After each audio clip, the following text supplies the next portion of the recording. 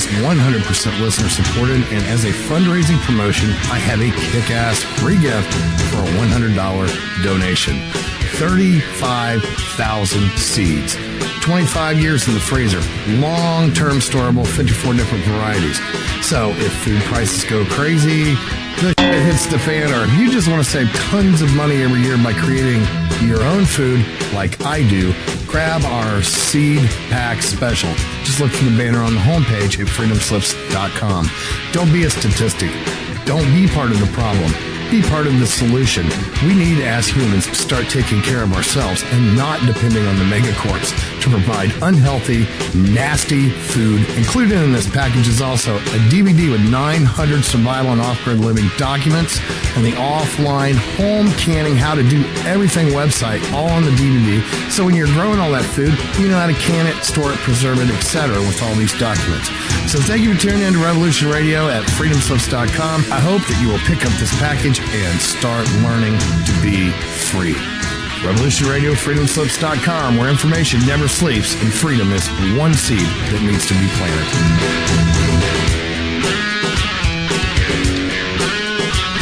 What we do in life, it goes in eternity. Hi, it's Christine Joanna Hart Show. Hi, sorry about that. We were a little bit delayed with the start. Max, are you there with us?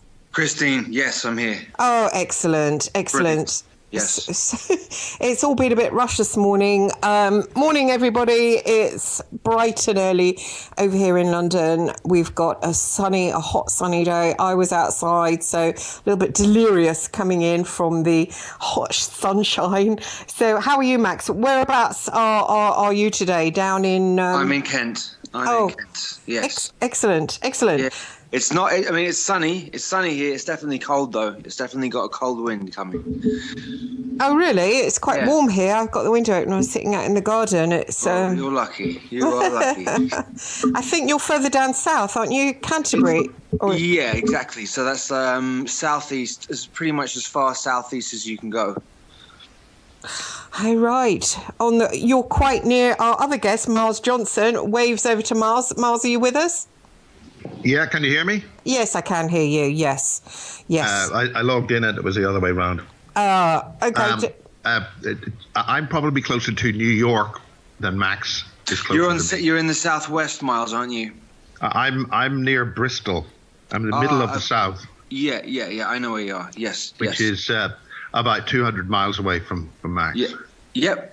And right. Christine is sitting in the sunshine in the city of London, all happy and dandy. And it's now, Christine, are you in the city of London or are you in just London? Oh, just outside Richmond. Do you know Richmond? Yeah, I do. It's off the tube. Yes, I know exactly what you mean. Yes. Very, very upmarket area. Very, very smart people there. Very sort of yoga mum area. I came here when I was working for The Sun, so I had plenty of money. They tend to throw money at you. And I got a sack over Heather Mills, actually. Great big. Somebody had a job. Well, a chap called Nick Parker, who's still there, had a job to find out was she donating all her money to charity, and he performed this massive scam on her, sending her all these fake emails. But they ended up having News International on them, and then he gave me the orders to take a call from her. So I got a final call from Heather, and she just completely ripped into me, then pinned me on her website, and The Sun said, "Oh, you should have hung up on her." And after 6 years of working for them, before that, their sister paper, The News of the World, they pushed me out of the nest. Very sad. That was a few years ago. When did that happen? 2008. That's interesting. That was the time when all the things happened to me. Like a massive awakening happened in March of 2008. So it was a big year. Oh, really? That's yeah, absolutely. I would concur with that, Max. An awful lot of people. Somebody like, for instance, Gary Heseltine is a prominent member of the UFO community here. Ben Emerald Jones also had their careers specifically steered so they would essentially spend an awful lot of time on this very subject we're talking about, as if by a guiding hand we're being put into the position to tell people what's going on.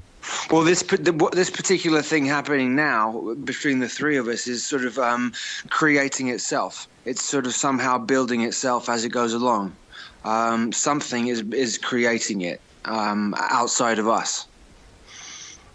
How interesting. I had, because I came across you, Max, on Miles Johnson's basis, is obviously the listeners know, hopefully they know Miles Johnson runs a basis series for experiencers in Monarch Mind Control. Yes. And alien, who've had alien experiences. And I came across that by accident. I'd published a book by Random House, In for the Kill, and I'd always been interested. That was about my life and about meeting the two serial killers, Ian Brady and Kenneth Bianchi, in America. And I'd always been interested in aliens, and I Googled Area 51 aliens, and I read something written by a guy called Fritz Springmeier. I know Fritz. I'm friends with Fritz, yes. And I didn't know he had anything to do with mind control. And somebody said, oh, he's on Facebook. So I joined him on Facebook. And then this woman came along called Anna Hart, an American. And she said to me, oh, I mentioned my book on there and put the cover on it. She read the book and she said, you've been a victim of mind control. And I thought, oh, here's this crazy American, and what a load of nonsense. Mind control, there's no such thing.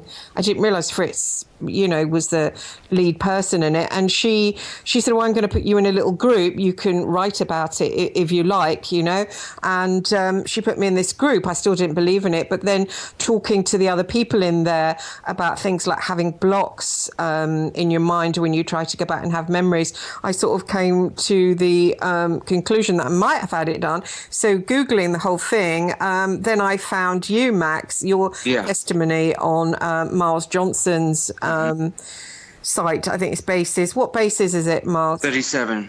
Oh, 30. Well, I've done a few, but 37 was the big one. 37. And then we did another one which was on the entertainment industry. Miles and I did. Oh, yes. They were brilliant. And just listening to you, it was, firstly, I knew everything you were saying was true. And thirdly, it really, really triggered me, especially the Minotaur stuff. And then when you bit into the sandwich and you tasted metal, it really triggered me horribly. And it just did. And they set everything up, and all this is done in 4D, so it's all done in what you would call dream time or the astral realm. They don't do most of the things in like real time 3D. So when you go into dream time, that's when most of the stuff is done. So all the meetings, all the governmental meetings, all the political meetings are done in the 4D, in the lower 4D. They gather together in the lower fourth dimension and do their work there. Oh, I see. Are they, because I grew up in a Vatican-run orphanage that was run by Bishop Philip Harvey, and I was adopted when I was 5, but they kept, it was to a Catholic family, and at the head of it was a nun, and so I had a lot of convent upbringing. Is that... It's odd. I can't work out how the Vatican can be linked with the intelligence. Well, the Vatican is military intelligence in and of itself. They're pretty much the leading power of what's going on. The Pope is obviously just a figurehead and really not in any power, really. The power is kept hidden, so anything that is seen is never the ones that are in control. They have the seen and then the unseen. So they use the as above, so below in everything that they do. So the real control and the real power is never seen. Oh, right, interesting. I thought my memories of sexual abuse and memories of group sexual abuse, I pinned it all on my adopted father, and I actually wrote it in my first book, Searching for Daddy, that was a Sunday Times bestseller, about, my adopted father did this, did that, and, but now looking back, they say that they put that in as a cover memory for the for what the others are doing. Yes. Yeah. Okay, so screen memories are a big thing. And I think a lot now. Now I've come to the conclusion a lot of the abductions that go on, a lot of the quote unquote grey abductions that go on, are actually MILAB or military abduction experiences, and they dress up or they make it seem like it's greys that are abducting you, but in fact it's military. So they want you to think that it's that. I believe there are genuine Zeta abductions, but I would say 70 to 80% are military abductions, feigning being greys. Yeah, Max, that's actually the key source to what I started doing bases on way back in '94. There's a security guard called Barry King. Yeah, I know. Said that was a base in Berkshire. Peasmore, where, right? Peasmore, AL499 and RAF Welford and the Rutherford Appleton Labs and Boscombe Down and Porton Down. And the whole point of that was to do just what you just said, to create this illusion. Yeah, and the illusion is very important, because what it's done is it's pervaded all across the planet. People are now having this imagery of these zetas everywhere, these grey-looking things with the almond eyes, and people are thinking, well, that's what it is. Who are these people? When in fact, the majority of them are military abductions. It's a military thing that's going on, which is connected to creating a new race, a new. They're trying to hybridize two different types of streams of DNA, so that they can create a new world slave, an androgynous new world slave. Well, that's exactly what another colleague, I call him the Miracle Man, or the Coincidence Man, and he was on the Falklands War. And if you look at Angela Power Disney, who was one of the children abused in the bases here in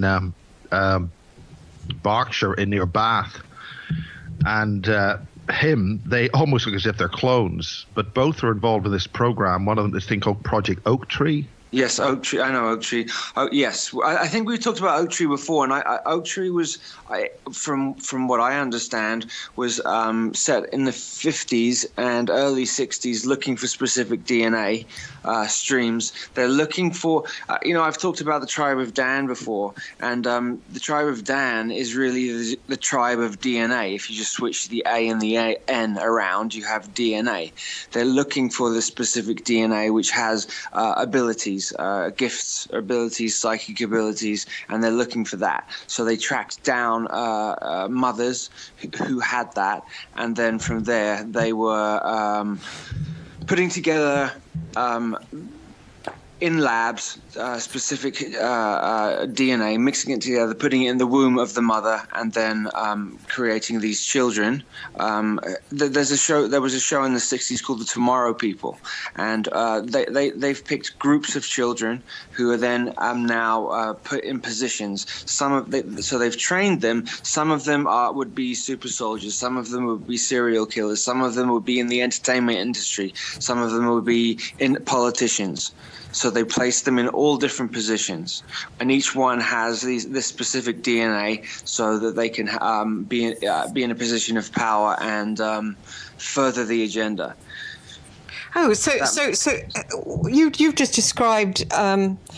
I don't want to hog this, but you just described me, Max, because my mother was a 13-year-old schoolgirl, and I always find it weird that it was the 60s and she was out sleeping around, because she was a very devout Catholic schoolgirl. She got pregnant at 13. She had me at 14, and then there was a priest involved. I tracked her down, and she told me who the father was. I met this guy, and he did remember. He was older. He did remember having sex with her. He didn't think he got her pregnant. Now, this guy had brown eyes and brown hair, and my so-called mother had brown eyes and brown hair, and I'm a blue-eyed blonde. And I looked at this guy and I thought, you're not my father. I said, you can't be my father. I've studied this, because you're brown and brown. And neither of them looked like me either. And also she said she had her baby on the 15th and I was supposedly born on the 16th. And I just found it really odd. She said there was a priest involved right from the start. So, and then they took me, basically there was a big scenario, and she was forced to have me in a mother and baby home. Then she ran off with me, and then she kind of left me somewhere. So there was a real kind of mix-up thing where I don't think I was hers, you know? When they're making the children, these are made in labs, and when they take a small amount of the DNA, because they're placing these children in families. So they'll put them in the womb of a mother and put them into a specific family. They have to put a tiny amount of DNA of the mother and father that the family they're being placed into, so that they look a little bit like them. Otherwise, it would look too strange if the child looked nothing like the parents. So they have to place. It's done. This is done very technically in a lab. So they have to make it look a little bit like the parents. Otherwise, it's gonna look very, very odd if the child looks nothing like the parents. Well, that's odd, because the family I was placed into, the adoptive family, they were a military family. Yes. And the grandfather took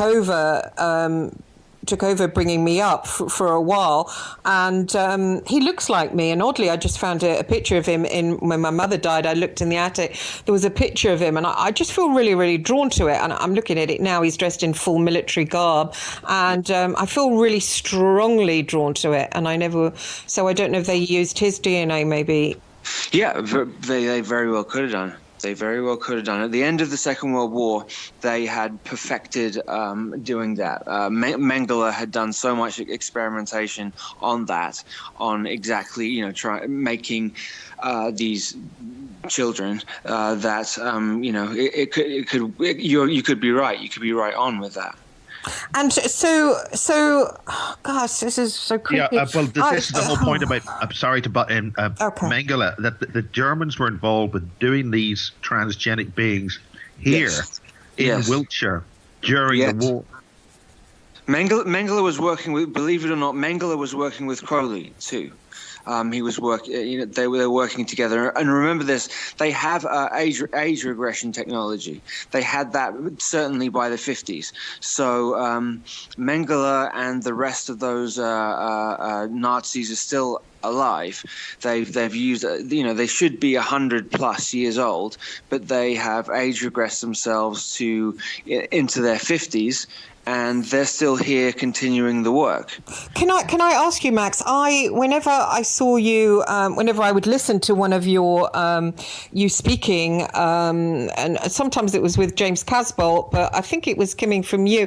I was really triggered. Like one time when I was listening to you, I felt a bump at the top of my head where the third eye is, and I went to sleep and I had a really strong lucid dream about being a Nazi, not a sort of head Nazi, but just a soldier in Treblinka. I know it's Treblinka because the man I was talking to said, "Are you okay? You pull yourself together or he'll tell you off." And someone said something about Treblinka. And then a second time I had the same memory of being on a bus, and I was old, and it was after the war and worrying about being caught. But I was a low level, but definitely a Nazi. And oh God. I think within the words, because of what's happened to me, within the words that I say, when somebody has a conversation with somebody about this, there's more than just the words that are being said. There, within the tone and behind the words, there may be 2 or 3 different conversations going on within the one conversation. So that could well have a truth could have come out and triggered you to have a memory. It may not even have been the words that I said. It could have been behind the words that I said. Does that make sense? Yeah. Okay. So why are we, because Casbolt said something about that, why are we, because I felt embarrassed to have that knowledge of being a Nazi in my past. Do they harvest, why is there a Nazi connection in us? Surely we're the victims. Yes. I don't know. I don't know why. I know that they're, I don't know why. I can't answer that question. I don't know why. There's so many screen memories that have been placed over events that have happened in my life. It's very difficult to identify exactly what happened. And that's what I was talking about in 2008. What happened to me is I had 4 or 5 different streams of memory that came through, and they all sort of blended through at the same time. So it was very difficult for me to identify what really happened in my life, because they've been messing around with timelines so much that they sort of have blended. We're coming to a point where all of the timelines, all the streams, have coming back into one. And now we're at a point where they have to implement their new world order now. Otherwise, the window is going to close and they won't be able to do it. So there's a massive rush for them to finish it up. And it is to do with they want to have a new world order slave that is androgynous. So that's why they're pushing the androgynous card so much. With people like so you have, for example, just for an example, you have Lady Gaga, who's now like the biggest entertainment star in the world. When you have millions and millions and millions of people giving their energy to her when they watch her on TV or see her in a magazine, when she's actually androgynous herself. And so we were giving energy to her without knowing that she is. By doing that, then we're starting to manifest that it's that's okay, that's the right thing. Yeah, this whole point about this. Yeah, this is the whole point about this. The Baphomet is what they worship. Okay, the Baphomet is the archetype of the androgynous being. And so we have now multiple people in the entertainment industry who we think are actually male or female, but are in fact androgynous. Right. Interesting. You mentioned serial killers about when they did this, some of them became serial killers. Yeah. And yes. The ones that I met, because I met Brady when I was really young, and I met Bianchi fairly recently. They had alters, and it was only one of their alters that did the killing. And I didn't know about mind control then. Definitely with Bianchi, he was swapping when I was meeting him, and he's got the child. I think the child in him, the sort of about 13-year-old child, was the one that they programmed to kill, and it's not very attached to his body. It just kind of, I think, comes down when the opportunity lends itself. Is someone like him definitely been tampered with? All of the serial killers that we know, all the main ones, all the ones that we think of, in the serial killer books that you can buy, Gacy, I can't think of all their names now. All of those people were programmed in, most of them in the Dulce Base from when they were children. So they were none of them were just random people who got upset and then started to kill people. They were all but Max, what about the Cray twins? Okay, that's a very interesting and subject. The whole East End. Yeah. I mean, I could talk. Barbara Windsor, BBC, hour. all that. Yeah. Okay. Can I just go back to Miles? Can I just go back to the serial killers just for one sec? Because I've met these guys, and I've got that blotted on my CV. I didn't want to meet serial killers, but there you go. I mean, I was drawn to go and see them. Do you know why that was, Max? Why you were drawn to go and see them? Because you have a fascination with serial killers, don't you? Not that it was. I thought I talked to you about that before, and you sort of were you were fascinated by them. Maybe I'm wrong. No, not me. No. What it was, I was dying to find out what caused it, and literally, I had this obsession with finding out why they did it. And it's quite easy to create it. I mean, they know how to do it. So you get the child before the age of 3, right, and then you do specific things. I don't really want to go into the nastiness of it, but there's specific things that you do, but it has to be done before the age of 3, right. And you can create specific alters that will then be what we call "quote unquote" serial killers. And now, what's the point of that, though? Well, because it creates chaos. And it creates a massive fear energy across the country. If you have, for example, in California, or let's say New York, you had the Son of Sam killing. You have everybody in New York terrified because they think they don't want to. They think that maybe they're going to be next. So it's a way to create massive fear. Huh, interesting. And if you Interesting. hold people in fear vibration, then they're not going to be able to create and manifest what they're supposed to manifest. That's the whole point, to keep everybody in a fear vibration. I just wanted to ask you as well. I discovered recently a part of me that was kept in the astral and kept separate from me, and Yes. I made contact with it, and it was actually busy fighting. I mean, it was busy. It's kind of unbelievable, even as I'm saying it, and I understand why listeners would think, "Wow, that sounds like a load of crap." But it was a part of me that was taken from me, and I remember when it was taken at age 13. It just left me, and it's been busy on the astral working basically, which I find like I think a few of us have. Okay, so when the energy body or essence or of spirit comes into the body, I think some of us have such a high energy that we fit into multiple bodies. So it could be that it could be of two things. One, they could have specifically separated a part of you so that you were disconnected from that, so that you wouldn't be able to be whole, so that you would spend your life feeling like you were never fully whole.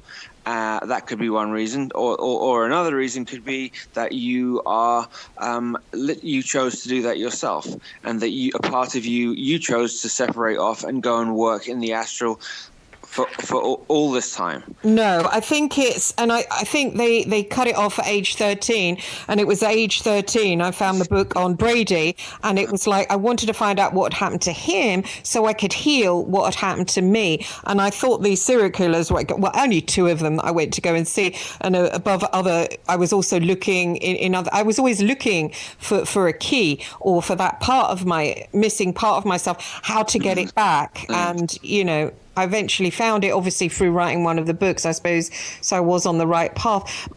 And also Aquino, Colonel Michael Aquino. Now, I only found out about him through Anna Hart. She was talking about him. She brought up his name. Aquino. Sorry, Aquino. And she was in the middle of telling me to try and get this part of me to write. And she said, buy a lovely book and a pen and try and write. So the only thing that I managed to get that part of me, because I can't really connect with it, is Project Aquino. That's all she wrote in the book, Project Aquino. And when this woman, Anna Hart, she said you mustn't contact him under any circumstances. And then another friend of mine said, oh, he's an occultist, don't go near him. But it was too late. I sent this email, and I said I'm a journalist, I want to The Order of the Trapazoid. What? The Order of the Trapazoid is what Aquino is involved in, and that's what he showed to you, the Trapazoid, where you could go into anywhere, in any time, in any place. Right. But why did he appear to me as a white rabbit? I don't get that either. Well, because that's symbolic of going down the rabbit hole. That's him telling you symbolically that you come down the rabbit hole with me. I can show you anything you want. All right. Weird. So weird, isn't it? The whole bloody thing. It is pretty weird. It is pretty weird. I would be very, very careful with that, because if a white rabbit is very symbolic of once you go down the rabbit hole that way, if you do follow the white rabbit, I know a lot of people that never actually came out again. Oh, creepy. What? So what is the white rabbit again? Explain it. Symbolically, it comes from the Alice in Wonderland programming. Uh-huh. So, the two main MK programming bases that they use are Alice in Wonderland. They use Peter Pan a lot as well. Peter Pan, Alice in Wonderland, and The Wizard of Oz. So it seems to me that you're connected with the Alice in Wonderland programming. Actually, if you follow Johnny Depp's movies, you'll see a lot of all of his movies are showing programming-based movies, but he did the Alice in Wonderland movie too. It seems as though that you have Alice in Wonderland programming, and that he appeared as a white rabbit because he knows that you have that programming. Oh, I see. How did he know that? I don't want to put myself in a position where I start talking about that to do with him. Right. Okay. Yeah, I mean, because I know you're going to have Mr. Aquino on your show, and it's not for me really to say that for now. Right. Oh, that's okay. Interesting. Yeah. When I came across you, I got Yes. the feeling that you were the Mad Hatter, and it stuck in my head. And That's interesting. That's Yeah. very interesting. Yeah, yeah. Well, the Mad Hatter represents in tarot the magician.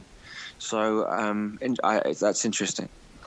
So are we these tomorrow people? Because I don't feel like a tomorrow person, because the way I see it, if you're a tomorrow person, you'd go out and win the lottery and you'd be like mega rich.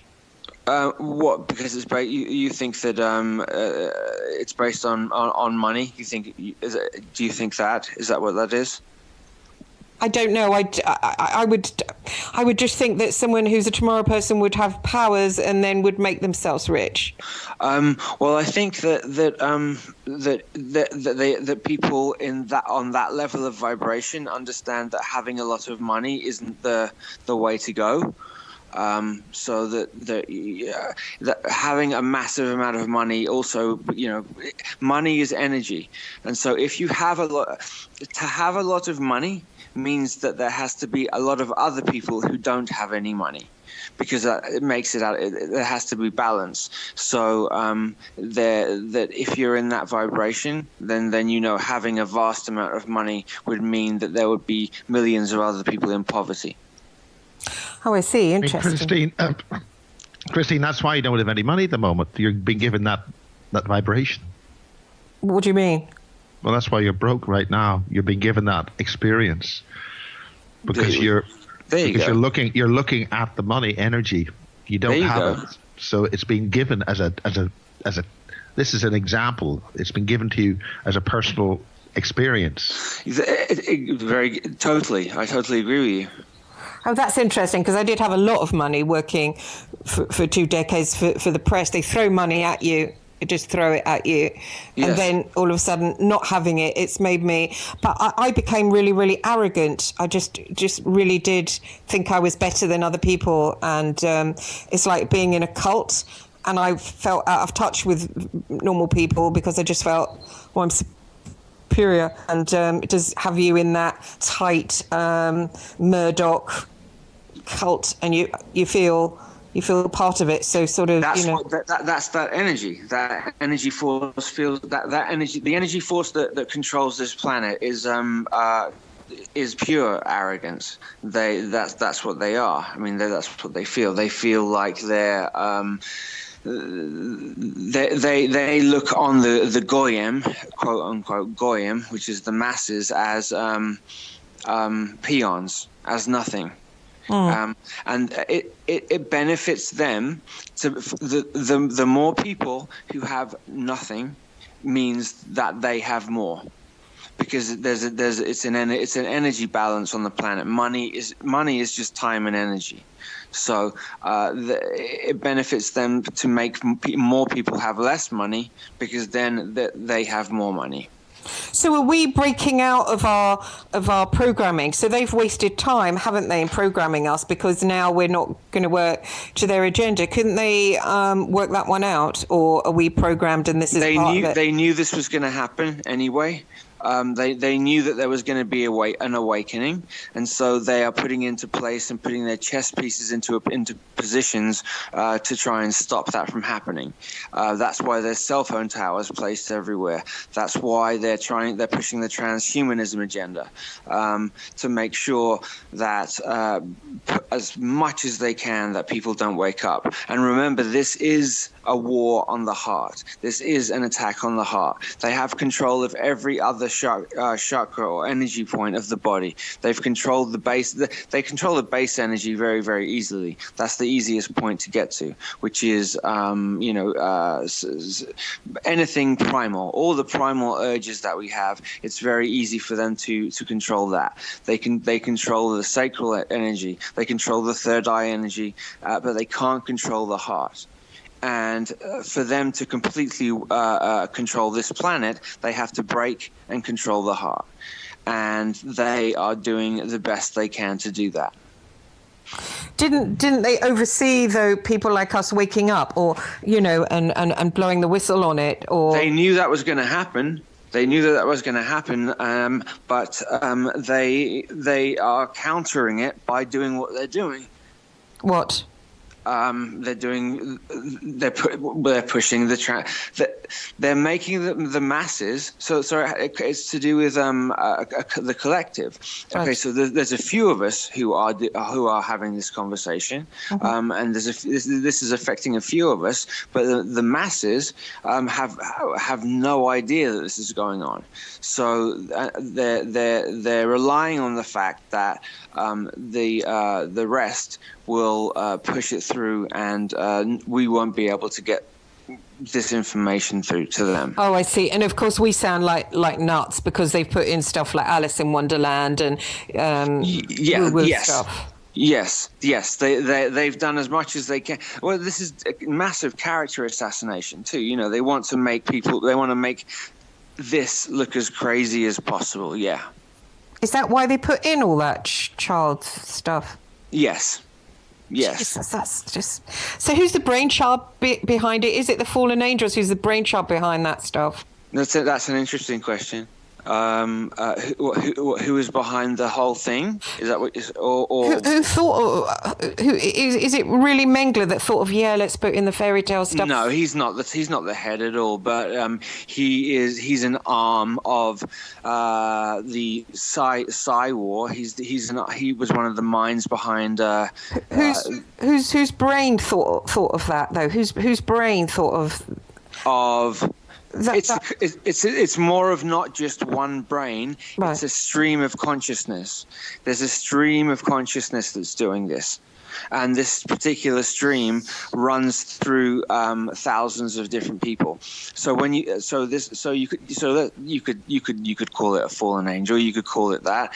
One particular one is powerful enough to run through, say, 1,000 different people. So 1,000 people one could be working in an office in London. One could be working as a politician in DC. But they're the same people. But it's the same mind. It's a hive mind. They work. That's why they use the beehive symbol. It's interesting. When I was working with getting in contact with that part of me, somebody was trying to help me, and they said to look behind a door. So somebody from bases, and I looked behind the door, and that part of me was plugged into looked like a kind of being with sort of tendrils, black tendrils that were going inside me. But it was also, I could see that it was connected up to as you were just saying, many others as well. Yeah, definitely. If you look for any sort of bee symbolism or hive symbolism or buzz, anything to do with bees is the hive mind. Well, that's interesting, Max, because I think yesterday we talked about the cell phone engineer from designer engineer in the United States who is getting a full download from a beehive consciousness, an insectoid consciousness, because that's the whole the digital transmission system is compromising so much life on the planet. But something I'd like to ask is, what about the jinn? What about the indigenous energetic intelligences that were here before humanity arrived? Because they're mad as hell with what's going on. Yeah, what's happened? You know, and you've also got the shadow beings as well, and they're a consciousness to themselves. But what's happened is because there's been infighting for thousands and thousands of years, but we've come to a point now where they're all aligning. They've decided that fighting is not going to get it done. So they've all aligned together. The Zionists have aligned with the Nazis. Now, if you look at the word Zion, just change the letters around a little bit, and you've got Nazi. So they are actually, I mean, it's as crazy and as insane as that sounds. They are actually the one and the same thing. It's controlled opposition. They weren't really at odds with each other. They're on the same side. What about the reptilians? Are they good or are they bad? Because I've had lots of connection with them, and sometimes with any specific type of being, that you're always going to get, because we're living in duality. You're always going to get some that are helpful or positive stream, and some of the negative stream. But they are reptilian. So if you think of what reptilian is, we all have a reptilian brain, the R complex brain, and that part of the brain is the primal part of us. So they are primal, but some of them are evolving. Some of them are evolving out of that. So the ones that are evolving want to try and help us out. So there are good ones, yeah. Huh, interesting. That's interesting. Yeah, and there are also a hierarchy of reptoids too. There isn't just one type.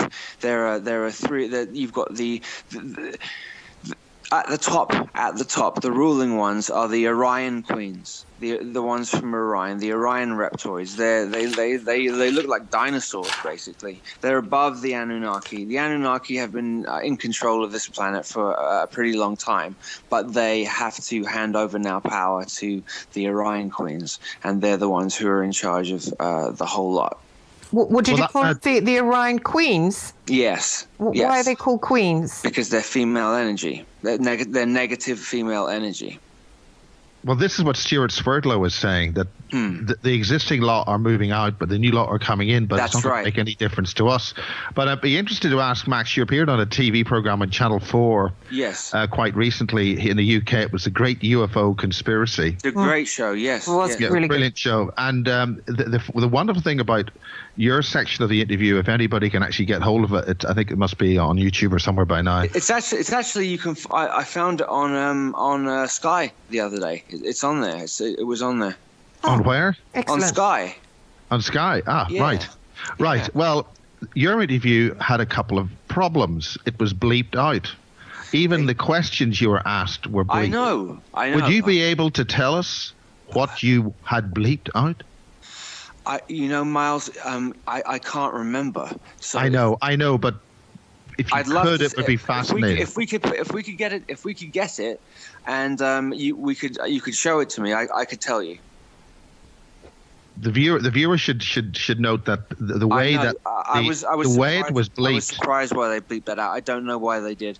There was because perhaps I was touching on things that they didn't want released, Miles. Well, it's called compliance, but they bleeped it out in such a way. If you are a careful listener, yes, the way they bleeped it was they gave just the rise time of the start of each word and just the close time at the end of each word. So if you're really, really good, you'll be able to pick up what was actually said.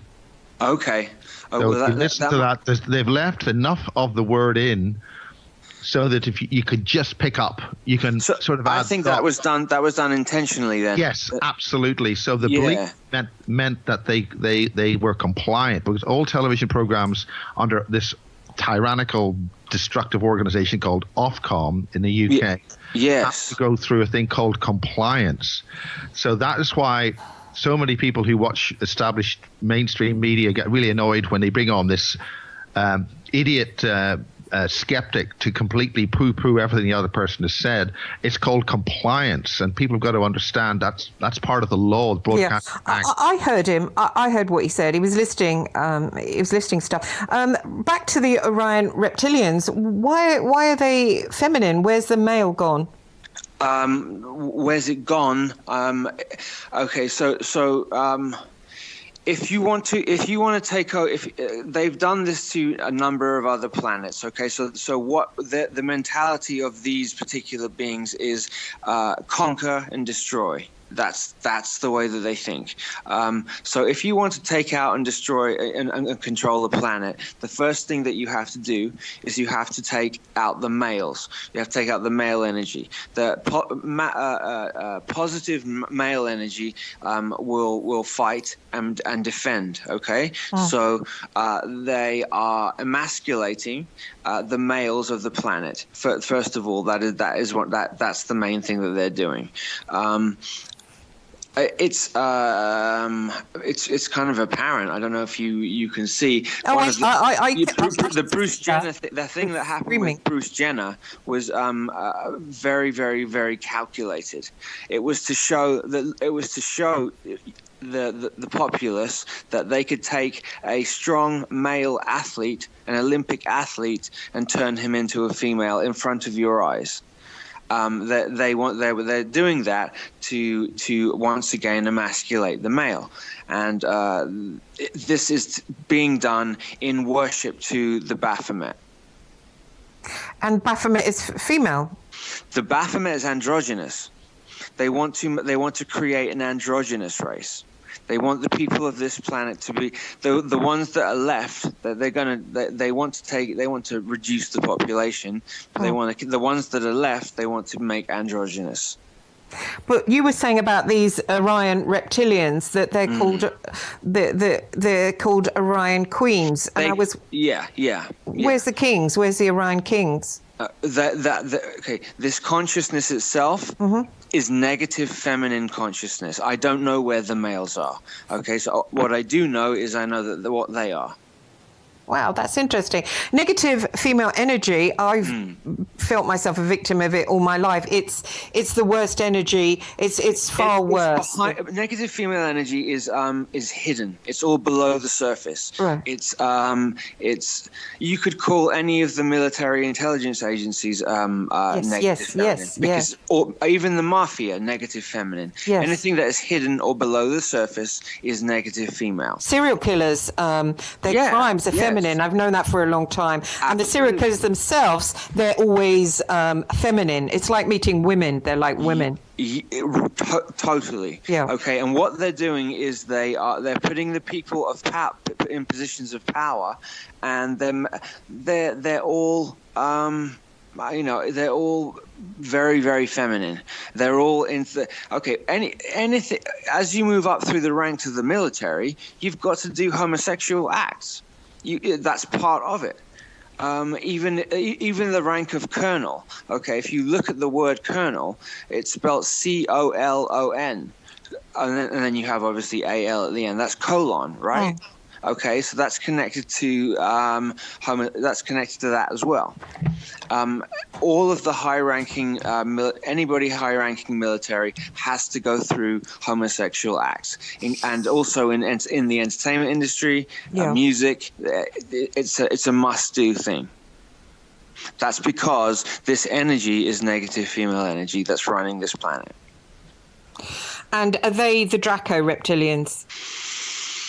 Yes, right. They are. I have to say, to hear that news, I think we've had it, because I think it's also sort of really apparent if you look very carefully. If you look what's going on, I mean, you can sort of see that that's what's happening.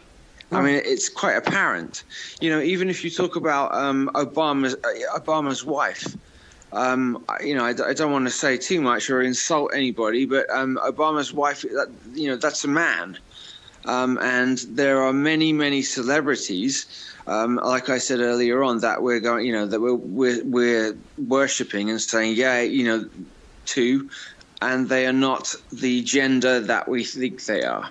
So that it's very important to mess with the gender. If you look at what's the most famous painting in the world is the Mona Lisa. If you look at the words Mona Lisa, well, the word Mona is an anagram for Ammon. Okay, and that's Ammon-Ra, and Lisa is El-Isa, which is Isis. So that's the union of Ammon-Ra and Isis together. And the picture itself is the union of those two, and it's an androgynous being. So the most famous painting in the world is also of an androgynous being, which is an ode to Baphomet. Right. Leonardo da Vinci, who was one of the Grand Masters of the Priory of Sion, also was part of that, and he also was into that as well. So a lot of these figures who we think are great, they are geniuses, but they also are pushing the agenda of turning this race into the human race into an androgynous race, and that's a fact. Why don't they want us all to be like this negative feminine energy? Well, I guess that does form the negative feminine, doesn't it? Yes, it does. Yeah, it does. It does. I've been a victim to that energy, and I can testify that it's almost like having your soul eaten to be a victim of it. Yes, it is powerful. It is very powerful. Yes, it's very, very powerful. Yeah, like I said, if you want to take over a planet and you want to control it, you have to take out the strong male first. So it's taken a long time to do it because the human heart is so strong. And that it's so powerful. So what they're doing is attacking and effeminizing the male, which is then attacks the heart because it holds shame and guilt and sadness, and that all attacks the heart. Yeah, like these days, even that winner of Celebrity Big Brother was a guy who had, confessed that he'd had sex with a girl and then wiped his backside as he was doing it, and what other vile things did he do? And yes. he won. He was the most popular, which says to, even my son who's 12 said, oh, that guy's disgusting. I mean, but it says to the young males that are coming up to sort of... It says to them that's okay to do that. Yeah. Yes. So that's exactly, and it's all totally contrived and totally planned. And also the Celebrity Big Brother with David Bowie's wife on it. Yeah. And so Bowie then dies while Angie Bowie is on the show. That was also a complete setup. I don't know if you saw the interview with Angie Bowie afterwards, but she said in an interview, she said very, very clearly, he did a very good job at staging his death, didn't he? Did it? And Bowie was one of the ones who began the androgynous thing. Yes. He affected millions, tens and tens of millions of people worshipped that. It's to do with Jupiter as well. David Bowie, if you look at, so the initials DB are 4-2. So then you have 4-2, which is the glyph for Jupiter. Okay, Jupiter really is the expansive male. What they've done is they have inverted it. Everything they do is inversion. Everything they do is inversion. Okay, so they use David Bowie as a resonance of Jupiter, because Bowie is rainbow. Okay, a rainbow is created when you refract light at 42 degrees. So you have 4-2 again, which is Jupiter. So he's resonating Jupiter, but he's doing it in an inverted way. He's inverting the male by, looking female. He was essentially the most androgynous of them all. And that is the worship again of Baphomet. And of course, the females are becoming like men. Like even in my neighborhood, where it's supposedly 50 Stepford wives, the women are incredibly butch, and they attack the male children. Like my son was left out of parties because I'm single, but I wasn't the only one. They target anyone they think might be powerful or a gifted child. And they Katie Hopkins them. And it's not funny the way they do it. I mean, it's horrible. I said the spirit of Myra Hindley is alive and well in middle class schoolgate mothers. They can literally destroy a child, and they enjoy it. They enjoy doing it. They get off on it. Because that is the negative female there. That's totally it. Yes, completely. Yeah, what they're doing as well is they're hiding a lot of the males who are in positions of power are actually negative females. They're not male energy. They're not male energy at all. So they're hiding behind a male physical body. That's scary. It's scary, the whole thing that you've said on the show. I mean, I think it's, number one, it's really massively important. It's extremely important. It's terrifying because I've felt that energy. And what I find as well, and I've told, when I've done mainstream interviews, because I've met Brady, I get a lot of them. I said to him, he's a woman, and they don't believe it. They're like, oh, yeah, right, okay, but that's it. And that energy is terrifying. And as well as that, our society doesn't acknowledge it. It's like, oh, it's not there. Because what we're being done is, if you say anything bad about that, then you get ostracized and you get pushed into the corner. If you say anything about anything to do with transgender, because now you've got celebrities, even like for example, Angelina Jolie and Brad Pitt, they have their child who I think is like 5 or 6 years old, and they're saying that she is transgender already. So that said, because they're the popular couple, that says to the rest of the population, well, then that's okay. There's no way in the world that a child that young would understand yet whether or not what their sexuality is. I don't believe that that's true. Yeah. So I think that's extremely wrong to do that. But that's the agenda. That is the agenda, and it's being pushed very fast, very hard, because there's no time left. They have to, this is the great work of ages. This has been going on for it began really at the end of Atlantis. So this final work now is 13,000 years old. And it's coming to an end, and they want to place the capstone on top of the pyramid. So to place the capstone on top of the pyramid, they have to make sure that this populace is shut down, the males are done, and that we have an androgynous population. Because an androgynous population can't fight back. Yeah. That's scary. Miles, have you got a comment? I'm just sitting here. Who are you? I am the architect. I created the Matrix. I've been waiting for you. Why am I here? You are the eventuality of an anomaly which, despite my sincerest efforts, I have been unable to eliminate from what is otherwise a harmony of mathematical precision, which has led you inexorably here. You haven't answered my question. The Matrix is older than you know. As you are undoubtedly gathering, the anomaly is systemic, creating fluctuations in even the most simplistic equation. Choice. The problem is choice. Right here at Revolution Radio, freedomslips.com. Be here Wednesday evening at 8 p.m. Eastern Time for Private Eye Matrix Revealed with Monique Lasan.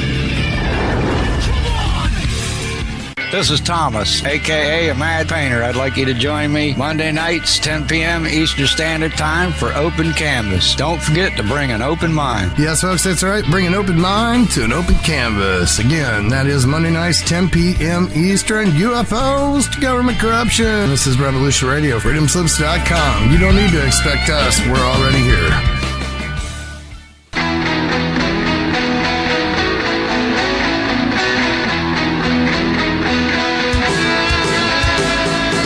Thank you for tuning in to Revolution Radio.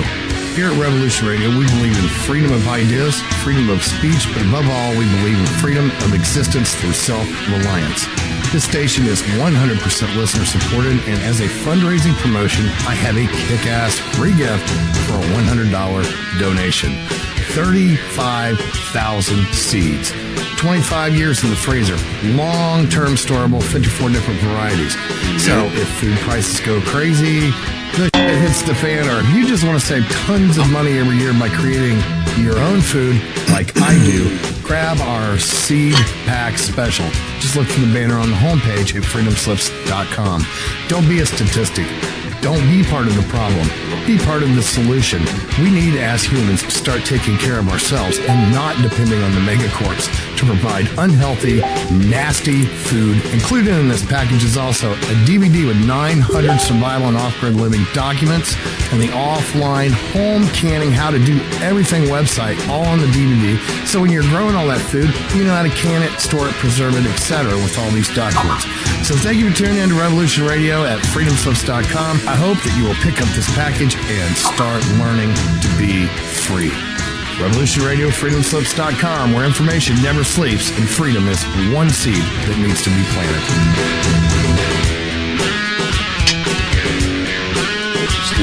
What we do in life, it goes in eternity. Hi. Hello, Christine. Yeah, hi. We're back on air. We're back on air. We got Sethicus as well. Is he with us still? Seth, are you there? He's not there. I think he's just getting his headphones. Whilst he gets online, this very, very, very important new information, which has been delivered to me by a researcher regarding gates, dimensional gates, and the Vatican. And this is about a gate in Ireland, which is on an island on a lake called Loch Derg. Now, what it seems that St. Patrick and the so-called Roman Church was doing in Ireland was to shut down all controlled human access to the gates all across Ireland, the so-called getting rid of the serpent. Well, Ireland is an extension of Egypt. So yes, absolutely. The DNA of the people who in the British Isles are closer. This whole thing about Ireland, Land of the Pharaohs, which is a book we've talked about before. Yes. But crucially, there's one gate which has been copied, transferred to another island in the same lake, and that's where people are all shown. This is where these standing stones are. But this gate is the actual gate on Loch Derg. The chambers there are a direct access to the Fae, to the Jinn, through a portal, an active portal.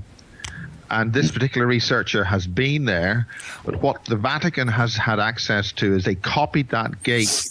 It's located very close to the Vatican, the version that the Vatican uses, which means that the Christian Church has been directly accessible or controlled by the serpent energies or the one sec, Miles, Seth, hi, we've got Seth Ikasboza with us. So hi, Seth. You're can you hear me?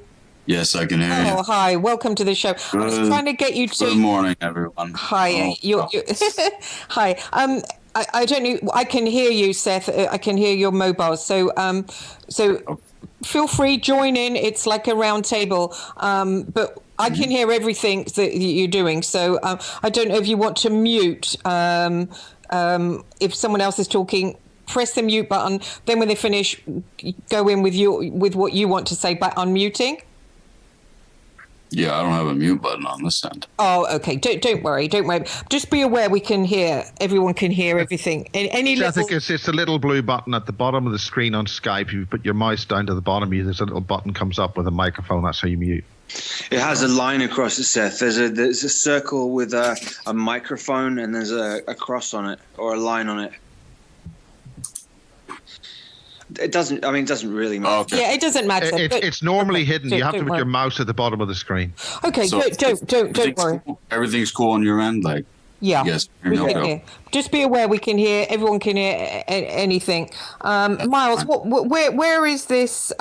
Seth, thanks for joining us, and we're just talking hey, at Seth, the moment. how are you? Good, Max. Nice to finally hear you. Yes, you too, man. Good. Good. Thank you for your support, mate. Mm-hmm. Yeah, man. I'm just waking up, you guys. Okay, sure. The thing is, for me and Max, it's broad daylight in the middle of the morning here, yes, midday. But for Sethicus, I think it's 3 a.m. or something. It's 3 in the morning. Okay. Miles, you were saying about this this gateway. Whereabouts in Ireland is it? This is Loch Derg. Is that Northern Ireland or Southern Ireland? It's on the area of Ireland which is very close to the north. It's the west of Ireland. The lake is actually, I think, partly in the north. It's sort of bordering on the area where Sligo is, Donegal. Okay, I know what you mean. Yeah, Donegal. I know. Yeah, the thing about this chamber is the so-called Celtic cross is not a cross. It's a passage chamber into an inner chamber with 3 sub-chambers. Yes. When the user goes into the passage the passage chamber, you then become the 4th entity to exist in that chamber. Now, the basic principle of this is with a certain scalar resonance, and I won't tell you the frequency, it will then be able to activate that chamber, and then you then gate into the other realms. Now, this is the thing about the Earth. The humans are in the physical domain, but there's a lot of other entities and civilizations here, and the so-called humans have been causing a lot of trouble to those beings. Yeah, didn't they wipe out the Fae? They wiped out the Fae, So didn't the they? Fae are there. They are They're still here. They're just in a different frequency. Yes. Yeah, the right. Fae, this is the point that there are people literally disappearing. There are cattle mutilations, all sorts of things going on. There's one farm in Ireland has had over 500 cattle taken by these beings coming from the other dimensions. The point about it is that the gates are fully accessible and controllable by those beings in the other realms, but because the church destroyed the feminine spirals, Yes. there's feminine spiral energies in all the gates, bar one in Ireland, were destroyed so that humans couldn't access them or control them or close them. That means that the church has been directly involved with entities from other dimensions for the wholesale enslavement and destruction of all What they're humanity. doing, Miles, is they're destroying the positive feminine energy, which is the compassionate energy, the compassion, Yes. empathy, Yes. understanding. Yeah. That's Yeah. what they're getting rid of, and That's- yeah. empowering the negative feminine energy. Absolutely. Now, to have that described to me by a researcher, now this guy got to, he's been involved with research because I ran a radio station on the Irish border, and my main station guy that co-created it went missing. We now know how and where he went. He wasn't taken by ETs. He was taken what we think is the Fae. Now, the Fae is those who become entranced. What happens is they actually take you from your body. I'm very familiar with the Fae. Me too. Yeah. Very familiar with them. I know them, some of them. And it's characterized as the little people at the bottom of the garden. All They're that not sort of- like Yes. that. They're not like that. No, exactly. In So- fact, the artist Brian Froud, he draws the Fae and he lets them use him for his art, and he creates portals for the Fae. And I've spoke to him, because when I saw his paintings, I knew they were real. And he said to me, they come through him and they do the sacred geometry, and then they paint the faces over the top, and you can see them. His book, Good Fairy, Bad Fairy, it's just alive, so you can meet the Fae in the books of Brian Froud, especially Good Fairy, Bad Fairy. I've spoke to them too, Max. Yes. They don't like humans. They really They really like some of them. Some of them. But yes, in general, no. They think that they are Evil. sort of brutes. yeah. Yes. Well, they're right. I mean, They are right. Yeah, I mean, the greater human beings, we are allowing our leaders, we're allowing people to, in our multinational corporations and whatever, we are allowing this to happen. We've handed over our power, Miles. Yes, we have got collective We've been responsibility manipulated to hand over our power, though. Yeah. Absolutely. tricked. Well, yes. Yeah. Well, being tricked, following orders isn't. Being ignorant of the law is not an excuse. I agree. We All have right. got to grow up. Yes. We've got to grow up. We've got to take responsibility, Yes. and we've got to take action, and we've got to do something very quickly. And this applies to every single physical human being on this planet, no matter where you think you may come from. No one here has an excuse. Yes, responsibility is actually the key to all of it. Yes, and taking responsibility for it. And there's a lot of people out there saying, "Oh, I'm so you did this to me. Look what they've done to me. Look what's happened to me.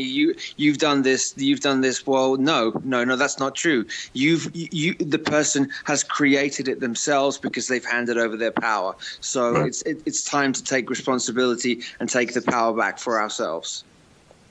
Yeah, exactly. So And I think that might be happening with the president's elections at the moment. I mean, they've got to realize. I don't they're on think very there's going to limited be time. another. I had this strong feeling that this is the end of America in a lot of ways, Miles. This information is coming from so many sources. On the 28th of February, yesterday, there was a massive release of carbon monoxide. Magma-induced carbon monoxide has gassed out. It's so large a cloud of carbon monoxide. Which state? Where is that happening? It's covering completely California. This is a gas cloud of carbon monoxide so large it covers the whole state of California. Now, this is vented up into the atmosphere. There's another very large venting. That's poison in California. Then It's poisoning totally the poisoning, people in but California. yeah, but they'd be dead right now if it was sufficient toxicity. But yes, the point is that this is gaseous carbon monoxide gas vented by pressures from disturbed magma. There's another very large cloud a little bit due northeast of California. And this happened pretty rapidly on Sunday. I heard about that. And we are speaking as of today, Monday, the 29th of February, so we'll have to see how things pan out. Is it being shown on mainstream news? No, but it's a clip that I managed to put on Facebook yesterday. Okay, I'm with you. I hear that. California and Texas are going first. I mean, that's the information that I had. Well, from a number of sources, due to the United States people letting their leaders do what they're doing, and we include all the corporate responsible individuals running multinationals, poisoning our air, poisoning our atmosphere, killing us with poisoning, food, everything. Yeah. The initial data was 95% of the United States was going to go down. That has been pushed up to 100%. So, guys, you've got to take responsibility. You've got to do something about this, otherwise you're toast. Now, this is coming from too many sources. There are too many red lights on the dashboard to ignore this.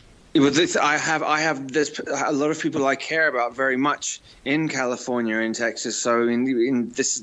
So what would you do? I mean, how do you counter that? It's a conscious weapon. We can, with positive healing intent and the blessings of our heart. Yes. Collectively send some kind of triggering mechanism to put a spoke in the wheel to stop this. Okay, the fact that symbolically Donald Trump is even being considered as a president in the U.S. is it's symbolic in and of itself. The name Trump is very, very specific too. Donald Trump is Dutch royalty. Okay, he's been bankrupt so many times, and the Dutch bail him out. He's 100% a figurehead and not this whiz businessman that he's portrayed to be. He's a placeman and he's Dutch royalty. It's interesting. They just released that roast of Donald Trump. We're just seeing it on our TVs now. It was filmed in 2011, wasn't it? Yes, it was. Very funny. Very funny. Yeah. Seth, have you got anything to add on the conversation? I'm here. Excellent. We were just kind of moving around a little bit, you guys. Okay. We were just discussing about the Draco reptilians from Orion and the fact that they're the negative feminine energy, and they're destroying us using various hidden poisonous ways. To the moon. So the moon is negative female energy. Right. It's the hidden, yeah. So the moon is used as to cycle and harvest human souls, and then it goes round and harvests human souls, takes them, goes through, and then it gives amnesia, and then places them back in the body. So the moon is not a natural moon. We know that now. I mean, anybody who does any research knows that the moon is not a natural moon to the Earth, or a natural. Well, Max, the beings which were being made here in Boscombe Down, Porton Down in Wiltshire, were these are some kind of transgenic controllable beings, were for use, quote, on the lunar base. And I'm talking to John Lear tomorrow night about 1 million people on bases on the moon now. Yes. The reason that that NASA don't show photographs of the Earth is because there is so much stuff going on. There's so many ships and bases that are just outside our stratosphere that they couldn't show a photograph because it would show what's really going on. And, I had a conversation with you, Miles. The rockets that we see go up that are supposed to go to the moon wouldn't have the capacity or the energy to get to the moon. So those rockets don't go to the moon. They have other ships and other technology that gets to the moon. Exactly. What do we do about this, being pushed back down to Earth and given the amnesia? Can we stop that somehow? Okay, so we're stuck in multiple time loops. Obviously, time is not linear. It's time is not anything really. There is no such thing as time. But if we're going in 3D, if we're talking in 3D, we're going in time loops. Right. We're going round and round in time loops, and we're not being able to look at what's happened and change it when we die. We're not allowed to look what's happened and change it and move on to something new. We essentially come back down again, and we have the same characters in our lives, just with different costumes. Yes. And we're doing this over and over and over again. And while being used as batteries, essentially, human beings are being used as batteries to power a false reality here. This is a false reality. They're controlling the subconscious and making, because they can't create reality. These beings don't have a central core, which is a divine core that can create reality. So what they do is they use the human beings, manipulate the subconscious to create the false reality that we're in. Yeah, they're getting us to dig our own graves, basically. So, yes, essentially, yes. They're using our consciousness, our manifesting ability through the use of trickery. Reality we're in. Yeah, and they use the fear and well, enough said. I suppose you can look at them if we want to try and see them clearly. To look at serial killers, they grab a girl or a child off the street, they get them back to their house, and they slowly torture them, and they have for hours and days, and then they bury them. If they can, they bury them face down and then dance on their grave. That's a microcosm of what they're doing to us on a big picture. Yeah, that's what I was trying to say. Well done, Max. Yeah. Totally exactly. So yes. It's horrible. That energy, I have come across it. And when I was sitting opposite the serial killer Kenneth Bianchi, he manifested that, and it was like 1,000 razor blades were coming for me all at once. It was like something wanted to eat me. I felt, that it wanted to eat me. Indeed, they do eat us as well. We're food for them. We're food. Yeah. We're batteries and food. Yeah, 900 children in Ireland alone, one care home, 900 children hacked and killed. And even shaving us, they shave parts of us. Children go missing a year on this planet and are not found. Over 1 million children disappear. Across Britain alone, there are signs across Britain alone on railway stations. 140,000 children go missing every year. That is an unbelievable figure. Unbelievable. And a lot of, I would say 80% are taken and used for food. Yeah, I mean, this is published in a railway station. They put signs up saying, and people just walk past and ignore it. I don't, Did you guys ever see the video? It's called Blood Sacrifice for McDonald's. No, go ahead.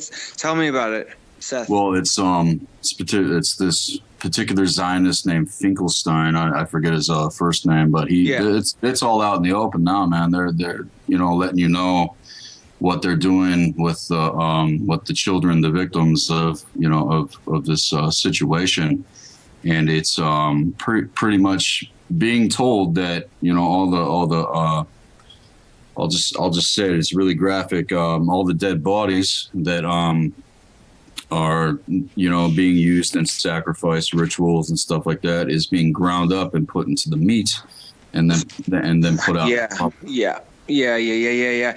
For them to be able to sustain a physical appearance here, they have to consume the human fluids, right? Right. And they got to get humanity on a certain frequency, so that we become, the conduits for these entities, man. And that's exactly one of the ways that they're doing it. And Yeah. If you're not afraid, if you're not afraid, you guys are talking about volcanoes exploding and stuff like that, but everything is reaching a boiling point, and if we don't get it now, it's not going to happen.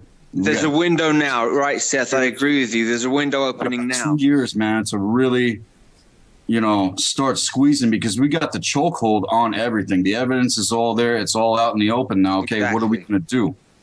That's what I'm saying. The veil is almost completely lifted, and Right. if you don't have the eyes to see what's going on, then you pretty much are going to have to go and do these cycles again on another plane, just like this one, Right. because you haven't learned the lessons. Right, and that's all out in the open now, man. Max, I wanted to talk to you about something, man. Go One ahead. of the first videos that I ever seen, an interview that you, I think it was one of the Bases videos, man. Yeah. About a year ago. I think you were walking around London somewhere. Yeah. Going from shop to shop or whatever. Yeah, but you the Bases 37. Okay. Right. You mentioned something in this particular video, man. That it's a concept that I understand, but I never heard anybody else speak of it because it's been made a cult. Go ahead. But what you said, man, you said without the dragon and the key, there's no getting out. Yeah, that's a whole thing. That's a whole nother thing to talk about. Yes. Right. Yes. That's a big dragon. And how do we get out? I was looking for keys as well. People wonder why I was interviewing Michael Aquino, and it's because my alter was trying to attack him in the astral to look for keys. Had him round the throat, and I said, "Tell me where the keys are." I mean, what are these keys?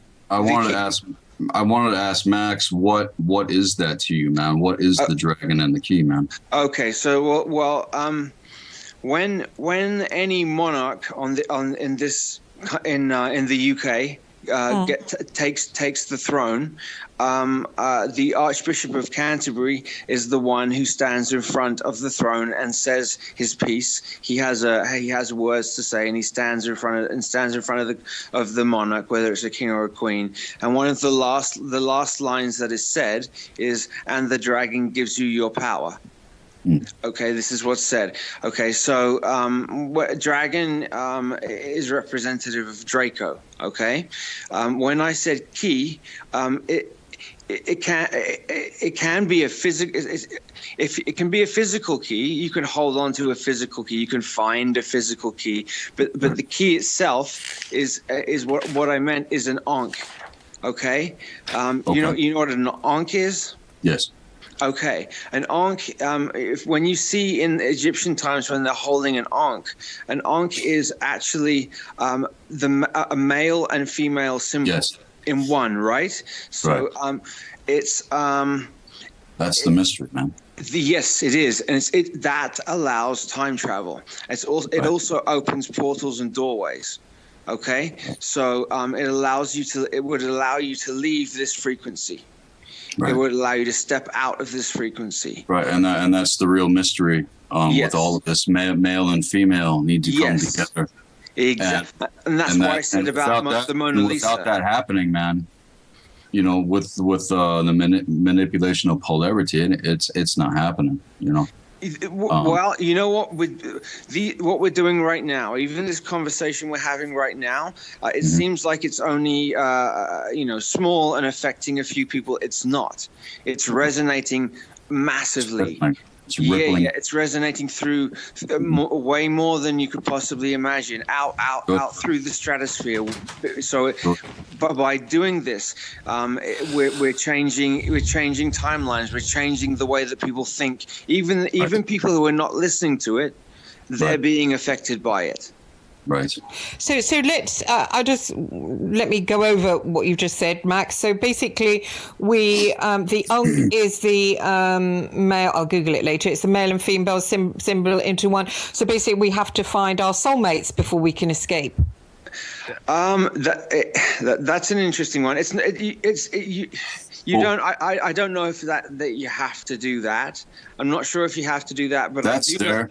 That's there, but it's the principle. Exactly. It's more about the principle of polarity that needs to be brought into balance on a massive scale. Massive scale, not just within the individual, but with everybody. And it must first happen within. And people, they really do need to wake up. It's in our faces now because the playing field's even now. The playing field's even, and they're being called out, and they're going to have to come out of the shadows.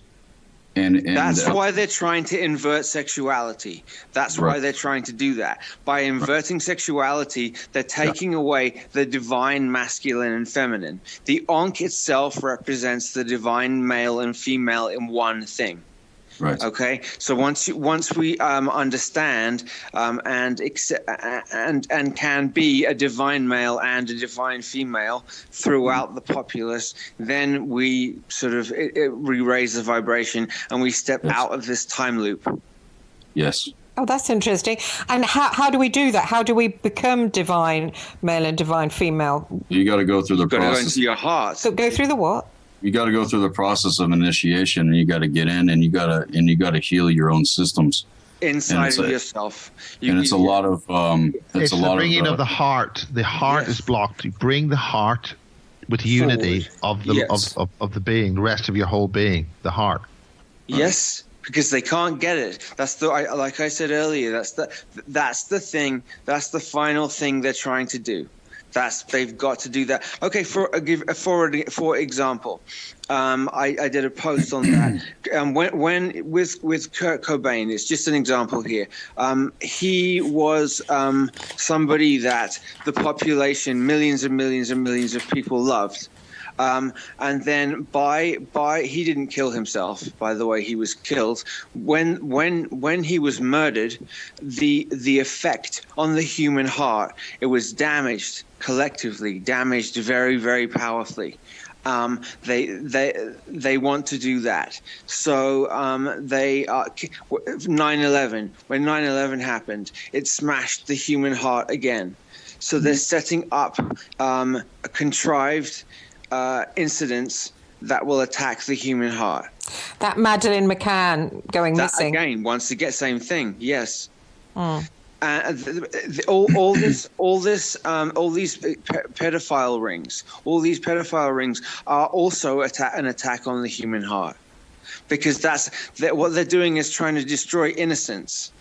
Innocence is when you're a child, you are most connected to heart. That's when you're free. You're most free. You are not bound by all the crap that happens as you get older. So by attacking and doing the things they do to children, they are destroying the innocence of the human being. Because remember, we are a collective. We are one thing, just broken into a billion pieces. So when you harm one thing, you're actually harming all. They're doing a lot of amputations as well. Like my son was reading a book. They read these Darren Shan books, which are he's an occultist. He's a Satanist. He's even called his son Dante. And in the books that was read to my 11-year-old son as compulsory, and the head of English said they've been reading it for years now. This particular book, Cirque du Freak, and in this book, there's mutilations, there's blood suckings, there's blood spraying over the boys' faces.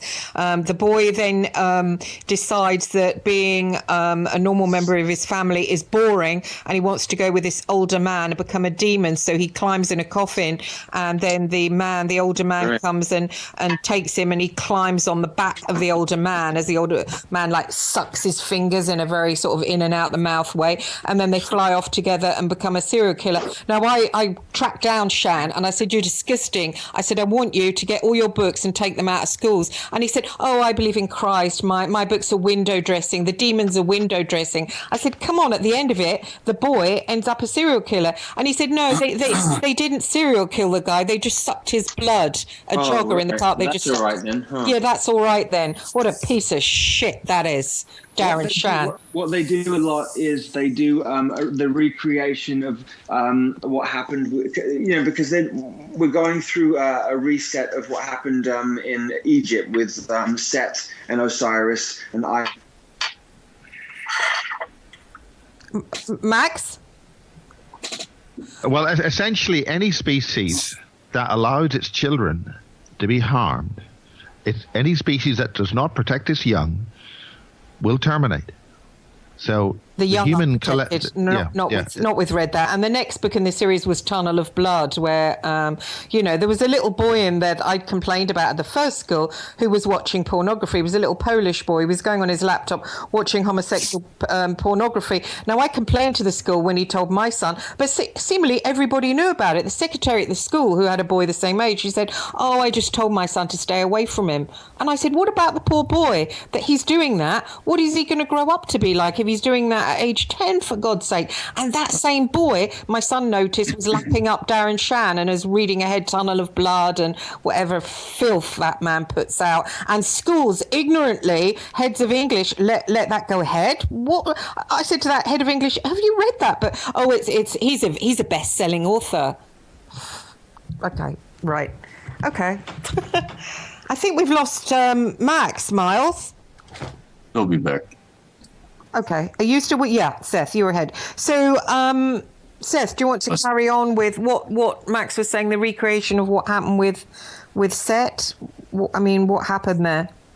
Well, the thing is about this realm is that we're all living on timelines and feedback loops that just keep on repeating themselves because we have been essentially trapped within the Ouroboros. You're talking about the Saturn moon matrix concept. But yeah, keeping humanity in cycles of reincarnation to basically harvest the energy, like I've been talking about, harvesting the genetics, and that's the whole game. That's what death is. We're not meant to die. And the hour that we are in right now is very strategic, because those along with myself and what we've been doing, in these higher realms, it's taken, I'll say, 15 years to get to where we are, and the things that I have faced on this path, coming up into this point, we have made much progress, and everything that. Yeah, hi Max. That was really bizarre. That was bizarre. Everything that's happened in those realms is getting ready to start to manifest here, and I'm talking about the progress, okay? Because all of this is meant to end, but it's going to take a certain amount of people that are really going to see it for what it is and start, putting themselves in the position to become conduits for the higher force to work through, because it's not coming through the clouds, people, it's coming through you. Exactly. That's the function of this get together. That's the function of this. Can I, Miles? Hang on. Max, you got yourself there. You were talking about recreation of sex. My phone buzzed and cut me out. Yeah, so that was strange. We were talking about I just written about recreation of what happened in Set. What can you just? Yeah. Okay. So what they do is they do a. So between Osiris and Set, they're doing a replay of that now. The war. That's why you have the Temple of Set. Anyway, so what happens? Set cut Osiris into 13 pieces and scattered his body across the planet, right? And then Isis found all the pieces. She only found 12 of them. She didn't find the phallus, and then she created the phallus out of gold. But what they do is they do rituals over and over of it's very nasty. They chop. They'll find a particular victim of a particular DNA, because they have to choose people of particular DNA, and then they will chop them into 13 pieces. And so what you were talking about, cutting limbs off and everything, well, they do that as a ritual. Just to tell you, okay, so when Isis found the 12 pieces and she molded the phallus into gold, she copulated with the put together Osiris, and then Horus was born, and Horus is Osiris reborn, and then the war continued between Horus and Set. Set then tricked Horus and took his left eye. He pulled his left eye out. So when you have this symbolism of everybody covering their eye, or you see it everywhere, covering that one eye, that is a ode to Set, saying, "Ha ha, we got Horus's eye," because Horus is the sun god, who is supposed to be he is symbolic of the sort of savior. So he's like the savior. So when you see the covering of the eye, it's like it's saying Set it's saying, Set took the good guy's eye. Does that make sense? Yeah, it does. I had no idea of that. I didn't even have any idea. It took your pineal away so that you can't see what's really going on. That's another way to see it. It's one eye. Well, that one eye is the one.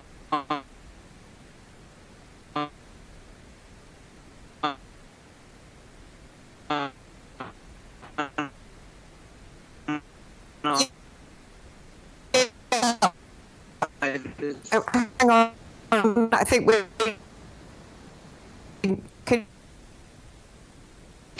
System would fail if there wasn't something needs to be said. Interesting.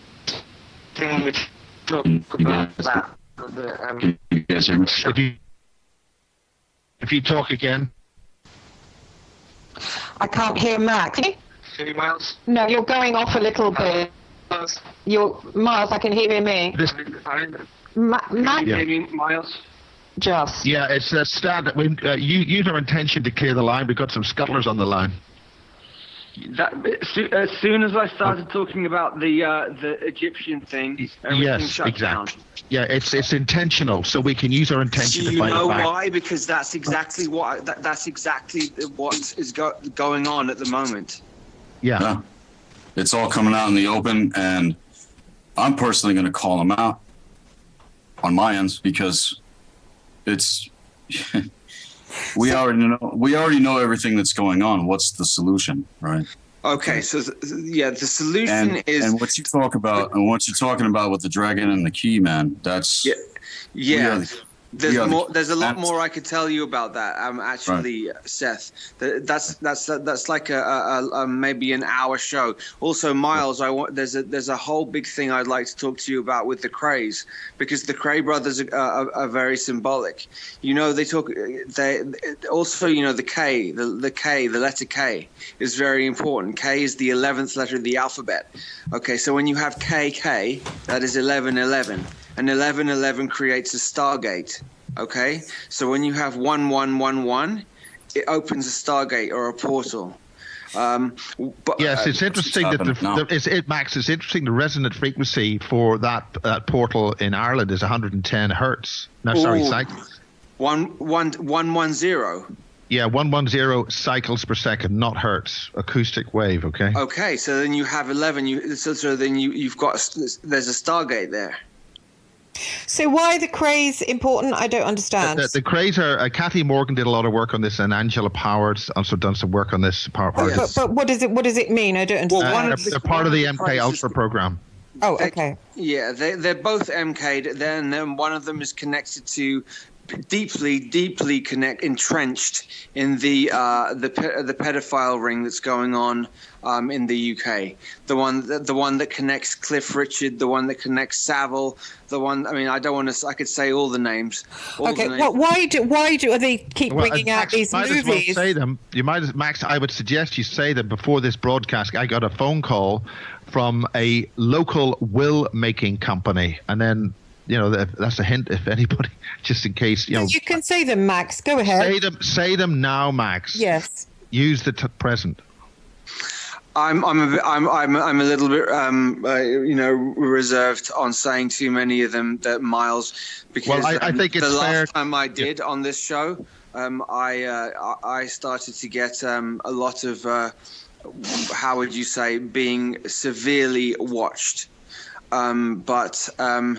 A lot of them we know. A lot of the people that Bruce Forsyth.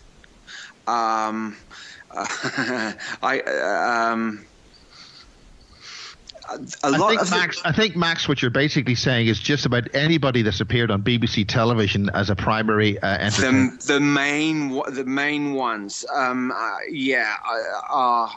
deeply involved in it. Yeah, I mean, I'm talking about deeply. You cannot get a position where you're doing that unless you go through the specific rituals. You can't. Remember, all of the BBC really is run by MI6. It's the BBC is an MI6 run. The NHS and the BBC are run by MI6. And MI6, yeah, well, Max Christine is an MI6 front agent. Okay, that's I sense that. I'm connected. You said that, Christine. Well, I'm connected to that, Miles, aren't I? So, MI7, is the zygote program. We were talking earlier about creating the creation of babies and putting them into the womb. Well, that's the MI7 zygote program. Okay, there's not just MI5 and MI6. There's MI7, MI8, and MI9. Yeah, there's all those. Okay? And each one of those are a specific thing to connected to doing what MI7 was trying to do was put wombs in men. Okay, they were trying to make it so that men could have children. So to basically get rid of any of the natural positive female. And there are people out there in the entertainment field. I'm not going to name names. The entertainment field and political field who have wombs, who have babies who are males. And that, once again, is connected to the Baphomet. Eliphas Levi was the one who drew and created the modern-day Baphomet. The one which is the goat of Mendes, where with the hand pointing down and the hand pointing up, and has both genitalia, right? Eliphas Levi. He was a French magician in the 18th century. Crowley says that he was him in a past life. This is he was around, and it's a continuation of the work that who painted the Mona Lisa, Leonardo da Vinci did. Da Vinci again wasn't this fantastic man. He was also part of this great work of ages, which is to get rid of the positive female. Okay, when you go into Bohemian Grove, there is a sign that says "Weaving spiders do not enter here. Weaving spiders may not enter here."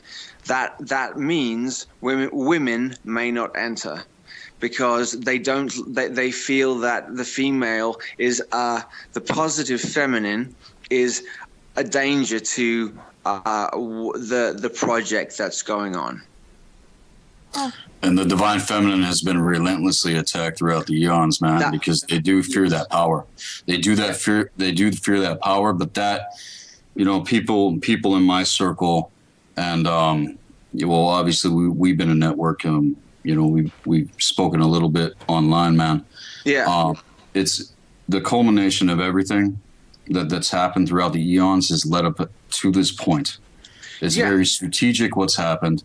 Yes. But we need to recognize the hour that we are in, and we need to recognize that we are the ones who have the power. They've made us feel like we haven't. It's we're the ones who are the creators. They aren't. They can't create. Right. They can't do what we can. They've made us, and that's why they want to write in on certain. Say that again, Seth. I keep cutting out. It keeps cutting out on me. It's all right, brother. Go ahead. I was just going to say. Hello, Max, Seth? I'm here. Oh, sorry. I don't know. Miles is cutting out. Seth it's all right. is cutting out. We're doing good, Christine. We're all right. Normal service will be resumed in 30 seconds. I don't know why. Use our intentions to break through this veil. So going back to the gods, Max, Yes. it's interesting that I had Mike Heiser on, who's a biblical scholar, and he was talking about in the Bible and in the old books, there is there's many gods, there's many of these lesser gods who launched an attack on the main creator, and the Vatican, they've cut them all out, but they're all there and they're all warring, and we can't. Do you know all the gods are here right now in physical bodies? Every single one of them. Really? Yes. How do you know that? They've because I do.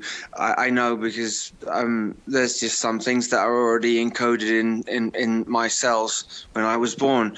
But they're all here now for this change that's going to go on now, because nothing like this has ever happened before.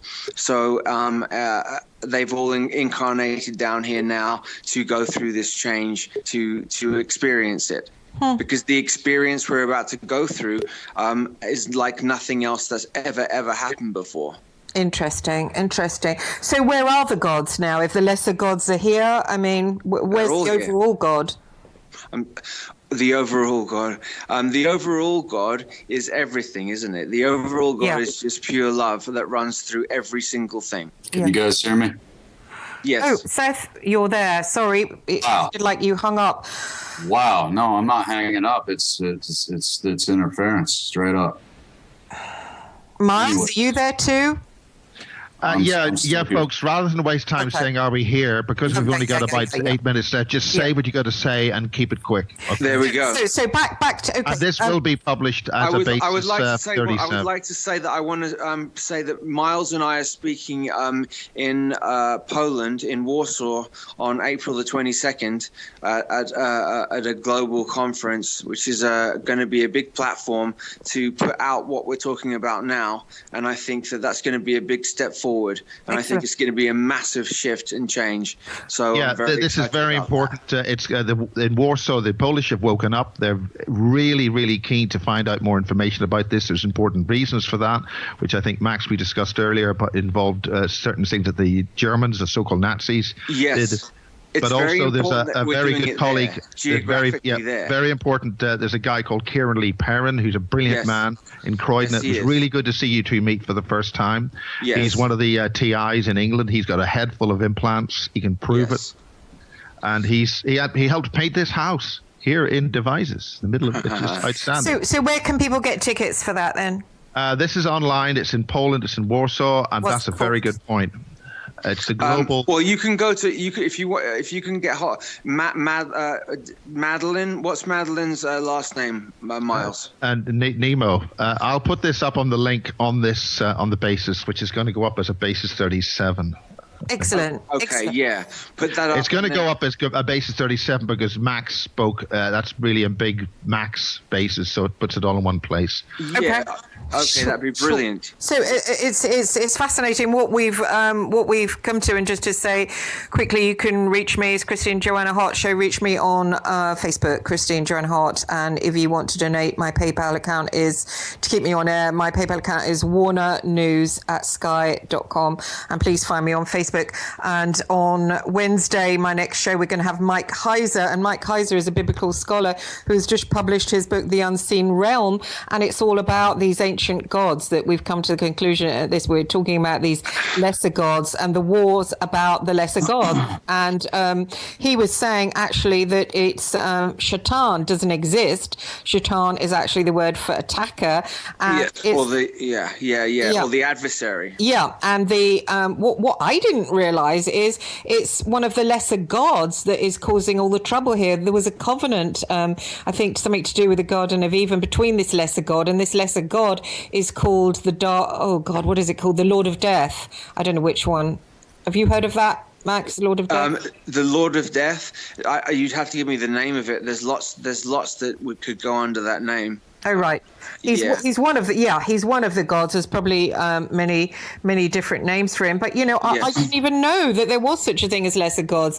And I went to my priest down at the Catholic Church and said, I didn't know there was lesser gods. I was brought up there was only one God, and you weren't even allowed to say there might be other gods. It would be, how would you define the word God, though, really? We're talking about somebody who has more powers than a normal person.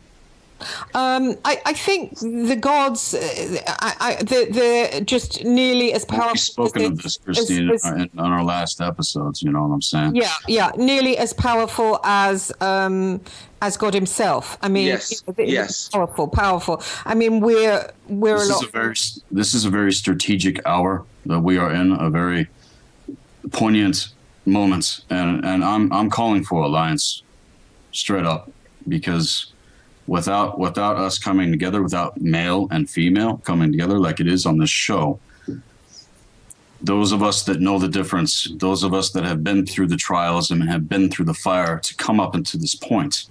I think time. I have to echo this statement from the Russians that Valery Uvarov says exactly the same. We've got to come together with our heart. Globally, forget the politics of petty little countries and petty little landlords who run these little fiefdoms. The human family of all different wonderful diversity must come together. Yes, through center heart. Yes, centering yourself through heart. Yes, absolutely. I just want to say one other thing. I do readings, and I do work in readings. So if anybody wants to work with me on that, then just contact me through Facebook.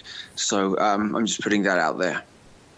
Excellent, Max. Do people have to pay for that, or there's donations? It's whatever anybody can donate. Right. Excellent. And I'm going to be offering my services too here in the near future. I've been very busy working on my end. I got a couple projects I'm working on, but yes, this is. I think this is it. Yeah, we are dealing with a spiritual process, but in this real world, physical elements are required, and that's the bottom line. Good luck. God bless everybody. God bless. Thanks very much. That was. Thank you very much, guys. That was a wonderful show. Really appreciate it. Thanks everyone, and thanks for listening. Thank you. Take care. God bless.